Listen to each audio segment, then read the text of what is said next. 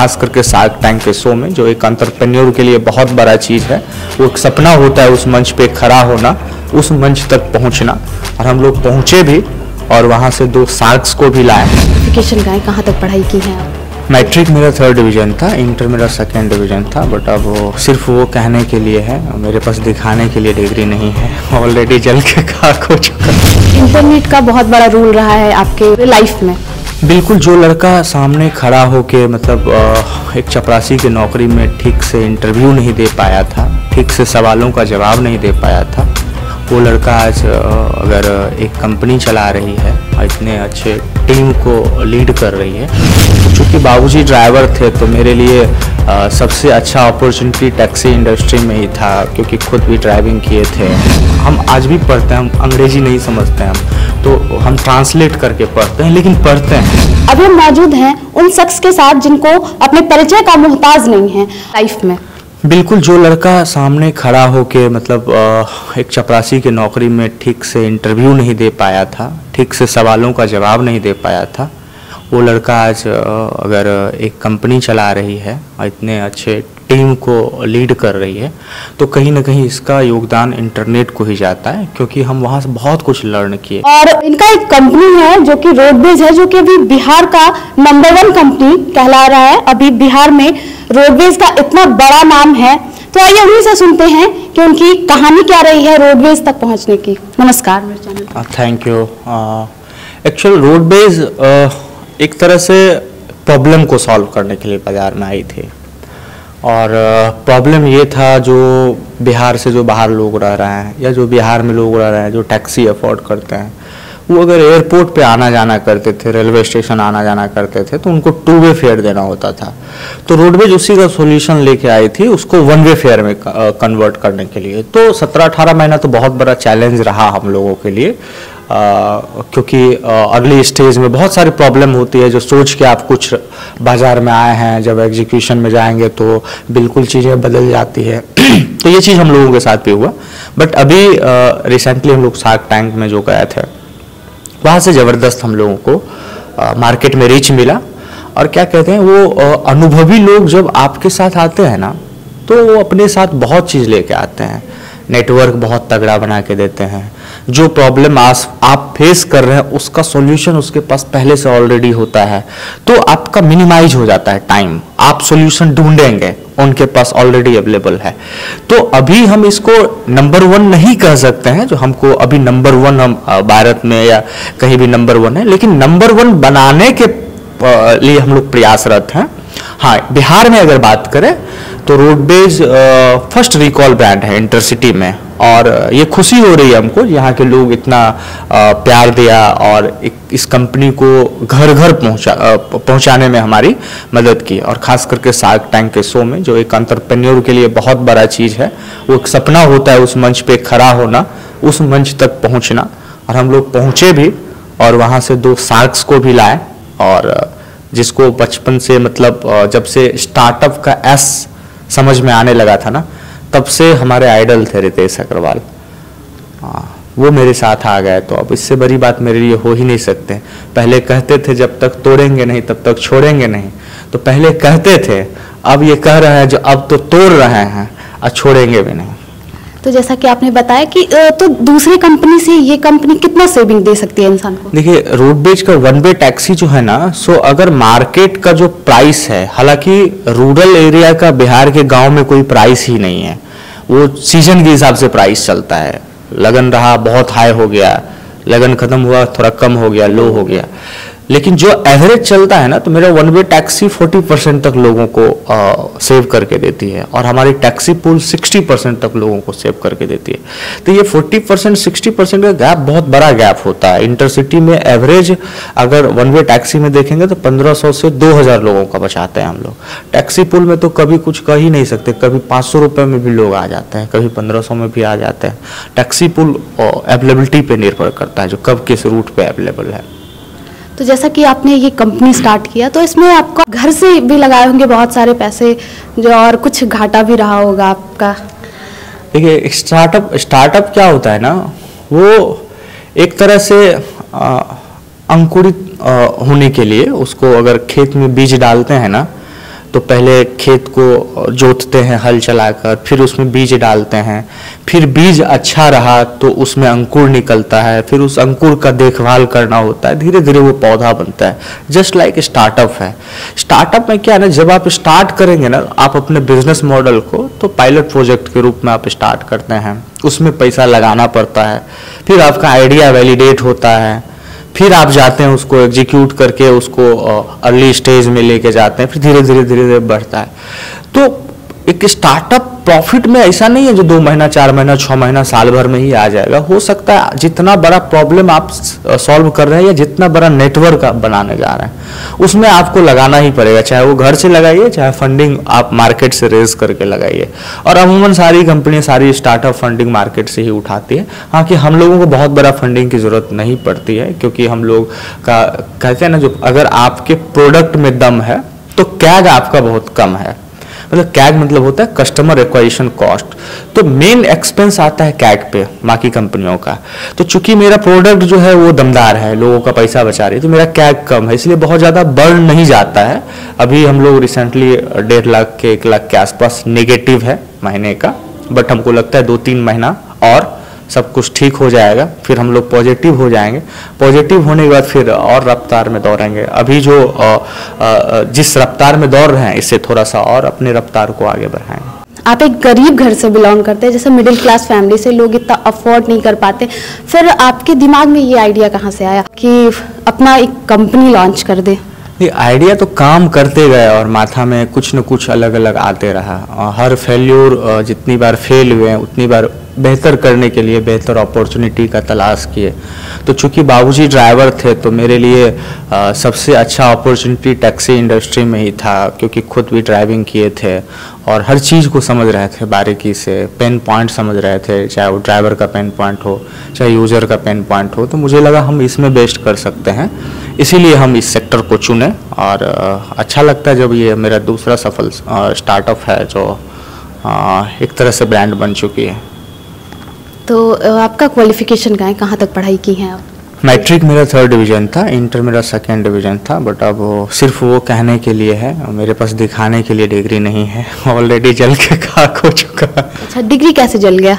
वो जब नौकरी नहीं मिला था ना वो चपरासी का, तो मुझे लगा जो फिर इस डिग्री का क्या वैल्यू है, मेरे अंदर अगर काबिलियत होगी तो फिर काबिलियत के दम पे कुछ करेंगे, कहीं नौकरी लेंगे, क्योंकि फिर डिग्री का कोई वैल्यू नहीं हुआ।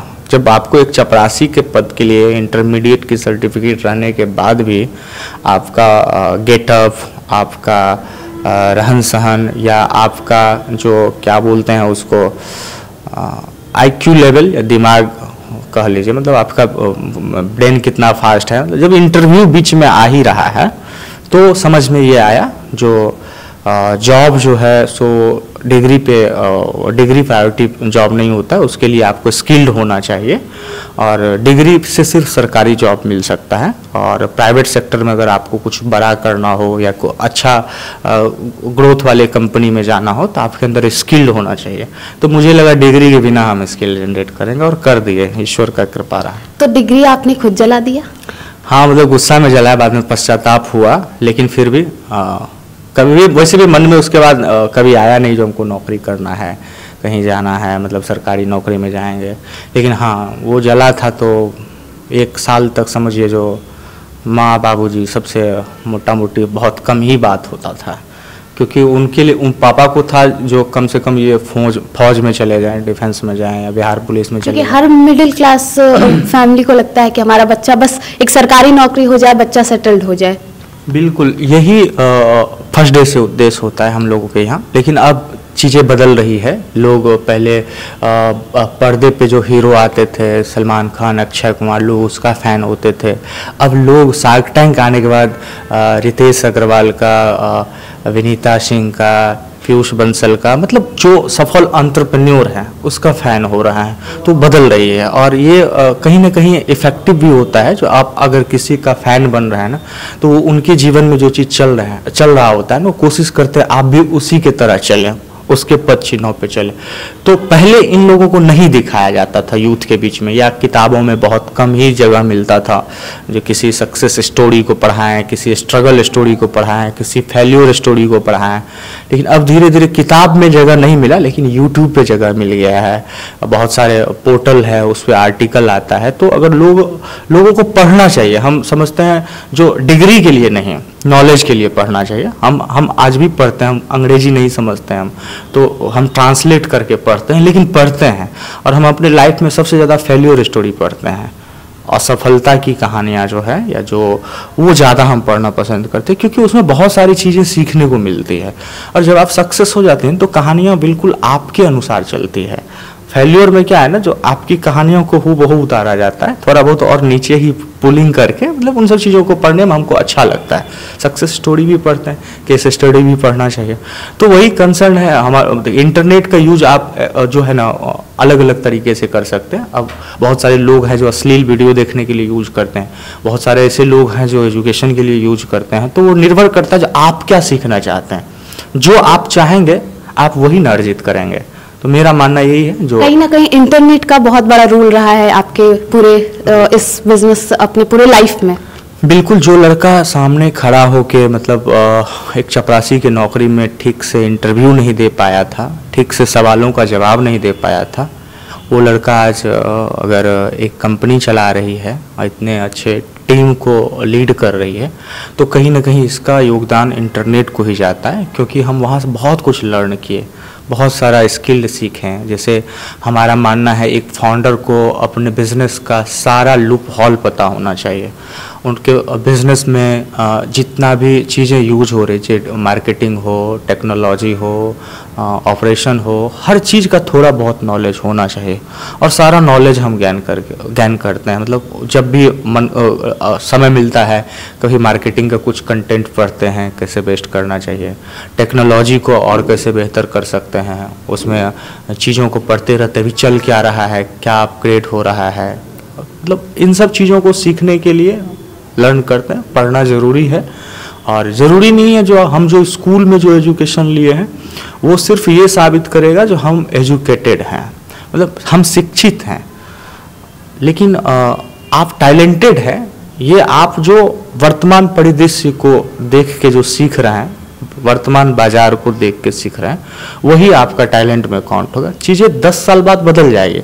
आज मेरा बेटा जो स्कूल में पढ़ रहा है ना, 10 साल बाद वो चीज़ें उसके लाइफ में हो सकता है इम्प्लीमेंट ना कर, लेकिन जो नॉलेज आएगा ना अभी वो सीखने का, उसी नॉलेज से वो आगे जाके फिर लर्न करेगा। लेकिन उस समय को पढ़ना होगा उसको, उसके उस समय जो माहौल होगा उस माहौल को समझना होगा, उसके हिसाब से उसको निर्णय लेना होगा। तो कुल मिला के एजुकेशन बहुत ही ज़रूरी है। ऐसा नहीं है एजुकेशन ज़रूरी नहीं है। मेरे पास अगर अच्छा एजुकेशन रहता तो हो सकता है हम और बेहतर परफॉर्म करते।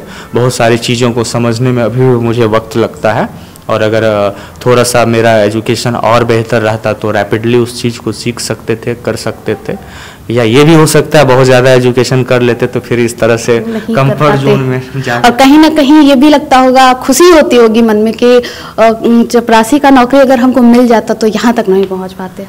सब देखिए, सब ऊपर वाले को होता है। जब भी मतलब कुछ भी अगर हमारे जीवन में असफलताएं कभी भी आती है ना, तो हो सकता है वो आपदा नहीं था, मेरे जीवन का अवसर लेके आई हो, कुछ बेहतर हमको और करना हो। ऐसा बहुत सारा उदाहरण है, लाखों उदाहरण मिले हैं जो सफल हुए हैं, कई बार वो फेल हुए हैं। तो फेल हम उसको मानते हैं जब आप फिर से प्रयास ना करें। जब तक आप प्रयास कर रहे हैं तब तक आप फेल नहीं हुए, आप लर्न कर रहे हैं, आप लर्न कर रहे हैं। हम यही समझते हैं, हम सीख रहे हैं। असफलता कुछ नहीं होती है, आप सब कुछ सिखाता है, उससे कुछ न कुछ सीख मिलता है। असफल आप तब हो जाते हैं जब आप फिर छोड़ देते हैं कोशिश करना। तो बहुत सारे लोग ऐसे भी मिलेंगे ना जो आपको, जो 2-4 अटेम्प्ट में कुछ प्रयास किया, नहीं सक्सेस हुआ, तो फिर गांव में जाके बैठ गए, शहर में जाके बैठ गए, जैसे तैसे चल रहा है, हिम्मत हार दिए हैं। तो ये भी ज़रूरी नहीं जो सारे लोग इसी तरह से करें, ये भी संभव नहीं है।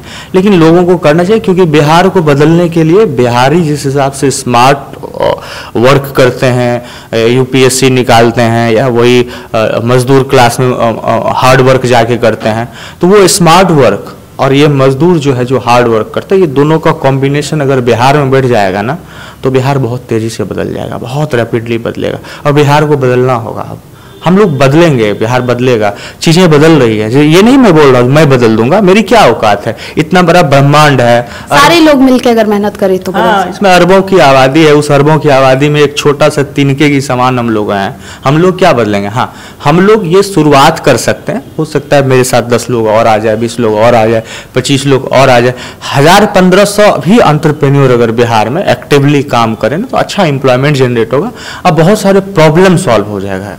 एंटरप्रेन्योर बिजनेसमैन में बस यही फर्क है, बिजनेसमैन बिजनेस करते हैं, एंटरप्रेन्योर प्रॉब्लम सॉल्व करते हैं, चैलेंजेस एक्सेप्ट करते हैं। जब वो प्रॉब्लम फेस करके, चैलेंज एक्सेप्ट करके जब वो धंधा बना देते हैं तो वो एकदम पक्का बिजनेसमैन होता है। तो पूरे तमाम बातों को सुनने के बाद यही होता है कि डिग्री जस्टिफाई नहीं करता है अपने पूरे लाइफ को, पूरे करियर को। अगर आपके पास डिग्री नहीं भी हो तो आप बहुत कुछ कर सकते हैं, काबिलियत पे भरोसा होना चाहिए। बाकी तमाम खबरों के लिए जुड़े रहे लाइव अपडेट के साथ। धन्यवाद।